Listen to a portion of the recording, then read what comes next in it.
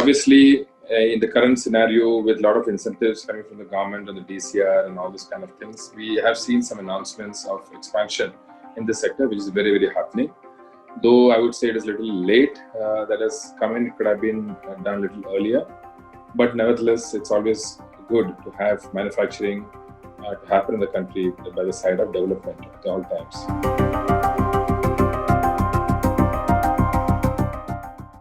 When we get into this, what do you have in India? If you look at the overall ecosystem of manufacturing, India currently has just the cell and module manufacturing. The manufacturing of wafers, ingots, polysilicon, none of these things exist in the country at this point of time.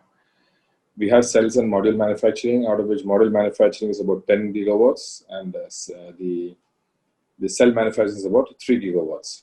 So there is a certain gap between the two also in the country. Because cell manufacturing obviously entails more detailed manufacturing, more capital costs, and more risk on the raw material pricing. So obviously the number of players that are there in cell manufacturing are far lesser than what you find in module manufacturing, which is a far simpler.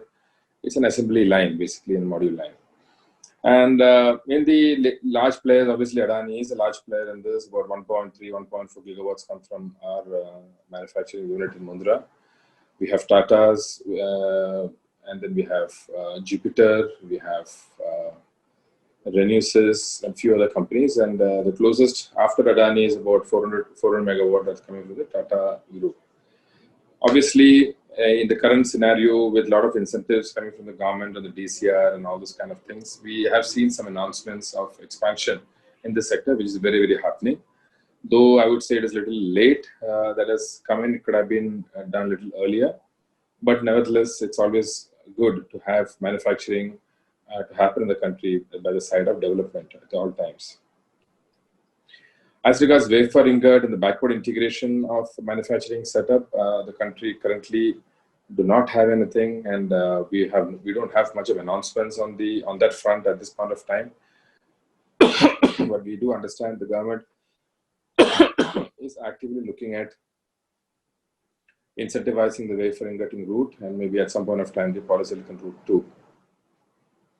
When we talk about manufacturing, we should also understand that there is an overall ecosystem of solar manufacturing, which also says when we look at manufacturing of modules, or when we look at manufacturing of cells for that matter, if you look at module has various other components besides cells. It has got backsheet, it has got EVA resins, it has got aluminum frames, it has got copper interconnects, it has got junction boxes. So these are all actually forming part of the overall ecosystem of manufacturing. And the glass, of course, the glass that is there. If it is bifacial, there are two pairs of glasses, at times transparent backsheet on the backside.